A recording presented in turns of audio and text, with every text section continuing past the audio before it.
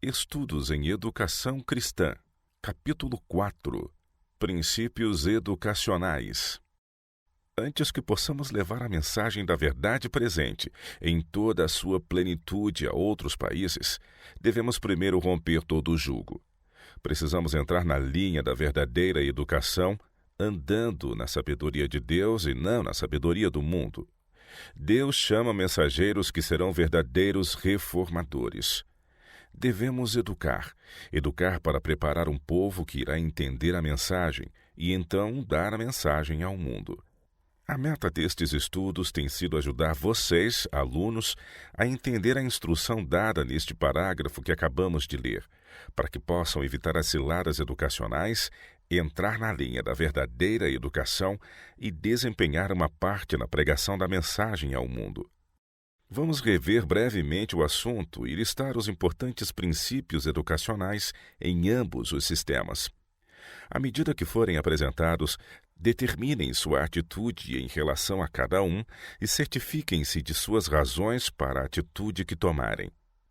Vocês são convidados a fazer isso com a esperança de que sua posição seja fortalecida em relação a questões educacionais e também para que sejam auxiliados a entrar na linha da verdadeira educação e assim estar melhor preparados para levar ao mundo a mensagem da breve volta de Jesus. Isso é ainda feito na expectativa de que vocês possam sentir mais plenamente o profundo significado da afirmação. Agora, como nunca antes, precisamos compreender a verdadeira ciência da educação.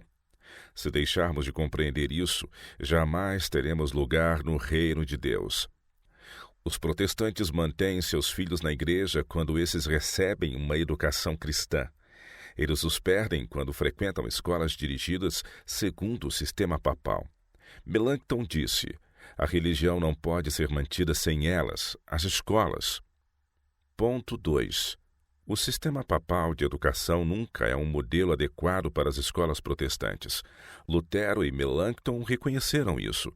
Consequentemente, eles formaram um sistema escolar mudando o currículo, os livros didáticos e métodos de ensino. Ponto 3. Algumas escolas cristãs, em sua forma, seguem o sistema papal, misturando um pouco de Bíblia e aromatizando o curso com teologia protestante. John Stern fez isso. O mesmo tem ocorrido com algumas escolas desde os dias de Stern. Ponto 4. Essa combinação de sistemas educacionais, o cristão e o papal misturados, sempre abre o caminho para minúcias de controvérsias teológicas e os alunos são negligenciados por se priorizar a caça às heresias. Ela sempre termina com uma vitória do papado sobre o protestantismo. Ponto 5. O sistema papal de educação faz um moloque de assuntos abstratos e adora em seu santuário. Sua força está em repetir formas sem sentido, e um estudo morto de palavras toma o lugar do conhecimento vivo das coisas.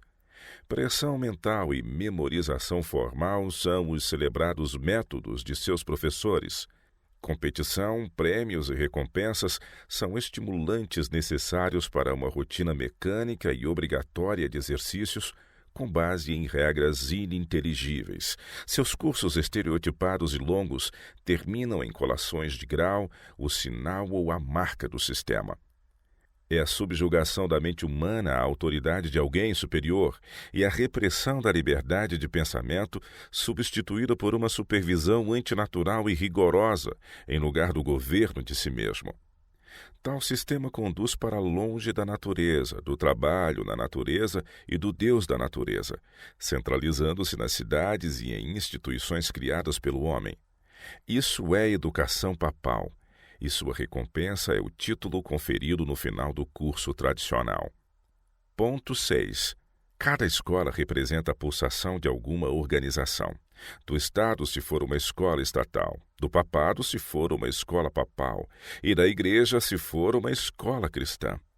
Qualquer sistema educacional que ministre mecanicamente um curso estereotipado, cujo fim é a conferição de títulos, irá com o tempo resultar no desenvolvimento de um credo por parte de sua organização gestora. Um credo escrito ou talvez apenas composto de opiniões de quem esteja no poder.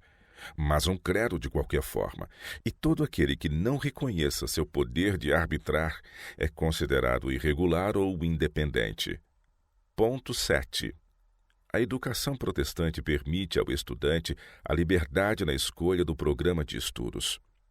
Essa libertação dos cursos estereotipados produz frutos numa igreja que abre espaço para diferenças de opinião sem a acusação de heresia. Cursos e graduações são um elemento essencial num monopólio religioso. Esses monopólios, em sua própria essência, não veem nenhuma serventia naqueles que questionam sua autoridade. Os que diferem precisam ser esmagados. Ponto 8. Há apenas 2 sistemas de educação, um inspirado pela Palavra de Deus e um por outra literatura.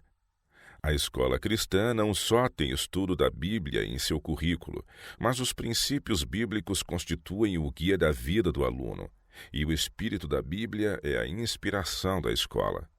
Se os princípios bíblicos não forem o fundamento de todas as disciplinas e a base de todo o ensino, essa escola, embora cristã no nome, está embebida dos princípios papais.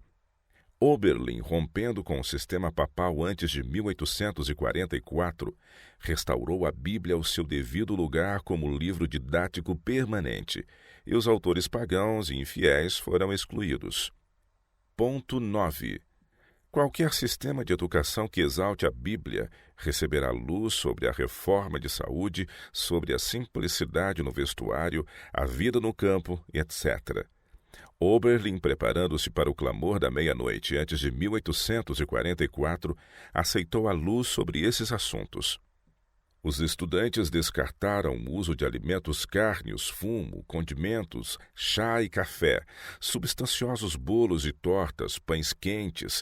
Eles usavam farinha integral, descartavam alimentos ensopados, vestimentas dispendiosas, joias, aceitavam uma vida campestre como lar divino para o homem, etc. Essas mesmas reformas serão realizadas em sua plenitude por aqueles que estão se preparando para o alto clamor. Ponto 10. As escolas cristãs estão contentes com edifícios e equipamentos simples e modestos, mas precisam proclamar uma grande e poderosa verdade. As escolas papais precisam ter edifícios enormes e sofisticados equipamentos, mas se contentam com pouca ou adulterada verdade. Jefferson e outros que lidaram com grandes verdades acataram a ideia de edifícios simples. O alto clamor será anunciado por escolas que se contentam com edifícios e equipamentos simples.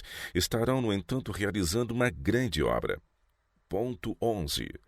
A educação cristã não se satisfaz em apenas armazenar coisas na mente. O que é estudado deve ser posto em prática. O treinamento manual é uma parte de cada currículo escolar cristão. O sistema papal se contenta em fazer com que os alunos aprendam e assimilem o conhecimento sem qualquer aplicação prática. Seus alunos estão sempre aprendendo, mas nunca são capazes de chegar ao conhecimento da verdade. Treinamento manual não é uma parte essencial de sua educação. Antes de 1844, os reformadores da educação estabeleceram muitas escolas de treinamento manual, onde os alunos aprendiam agricultura, horticultura, jardinagem, vários tipos de ofícios como serralheria, marcenaria, fabricação de tecidos, impressão gráfica, economia doméstica, costura, cuidado dos doentes, etc. Eles estavam se afastando para longe do papado e entrando na linha da verdadeira educação. Visto que na época do alto clamor haverá muitas escolas que terão levado essas reformas ainda mais adiante, os resultados serão maiores. Ponto 12. As escolas de formação cristã fazem provisão para a cultura física e o exercício saudável ao proporcionar abundância de trabalho útil. A educação papal toma poucas providências para o treinamento manual. Portanto, atletismo, esportes, jogos e ginásios tornam-se os substitutos artificiais para o plano divino de exercícios físicos. As escolas que preparam seus alunos para o alto clamor deveriam completar o trabalho que começaram. Ponto 13. As escolas cristãs têm como um de seus objetivos mais importantes a formação de alunos que possam autogovernar-se, a fim de assumirem sua posição não como membros de igrejas dependentes e destituídos de vitalidade, mas como trabalhadores independentes e originais, sob a direção do Espírito de Deus, todos trabalhando unidos em harmonia com os princípios divinos. O sistema papal não faz nenhum esforço para formar alunos com autodisciplina, pois tal treinamento é fatal para a organização da Igreja Papal. O governo de si mesmo constituiu parte integrante da reforma educacional anterior a 1844. Ele está presente na escola de vocês? Ponto 14. Cada cristão missionário deveria ser um produtor. Em outras palavras, ele deveria estar em condição de automanter-se. Nenhum grande movimento religioso pode ser iniciado ou levado avante com sucesso se não tiver um exército de membros leigos que sejam missionários ativos e de sustento próprio. As escolas cristãs não têm maior objetivo do que treinar tal exército. As escolas papais têm de evitar isso, pois é destrutivo para seu sistema educacional que visa ao controle das pessoas. As escolas cristãs anteriores a 1844 captaram essa ideia de formação de missionários para o clamor da meia-noite. Líderes eclesiásticos suprimiram essa reforma. As escolas cristãs antes do alto clamor se tornarão um exército de obreiros autossustentáveis. Ponto 15. Os lugares carentes do mundo estão clamando por missionários de manutenção própria. Quando a igreja se opôs à formação de missionários em Oberlin e se recusou a dar-lhes um lugar em sua obra regular, milhares deles dirigiram-se aos índios, aos ex-escravos, aos brancos das montanhas e a países estrangeiros, sob a direção da Associação Missionária Americana, uma organização criada por obreiros de sustento próprio. Ponto 16. Os professores de Oberlin, a fim de tornarem a escola um sucesso, sacrificaram-se expressivamente em termos de salário. Seus alunos eram incentivados a ir aonde Deus os chamasse, com pouca preocupação com a questão da remuneração. Oberlin considerou ser seu dever, bem como sua alegria, ajudar os alunos a encontrar o trabalho de sua vida. Ponto 17. Esses mestres abreviaram o tempo de permanência dos estudantes na escola e ministraram-lhes estudos práticos, correlacionando o trabalho de classe com as reformas que desejavam que seus alunos aceitassem. Ponto 18. A oposição a Oberlin, enquanto permanecia na linha da verdadeira educação, proporcionou-lhes amigos e recursos, bem como aumento de matrículas. Ponto 19. A oposição externa é um assunto sério para uma escola cristã, mas enquanto a escola se mantiver na linha da verdadeira educação, a oposição só irá fortalecer suas reformas. Mas contínua oposição interna é destrutiva. Ela foi responsável pela queda da reforma do século XVI e arruinou o movimento de 1844. Ponto 20.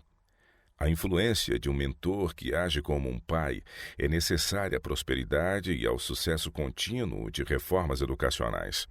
Oberlin teve essa bênção em grau acentuado. Considere a vantagem de ter na escola um professor, sólido reformador como parte de seu corpo docente durante 50 anos. Estudantes, vocês estão fazendo tudo o que podem para colocar sua escola na linha da verdadeira educação?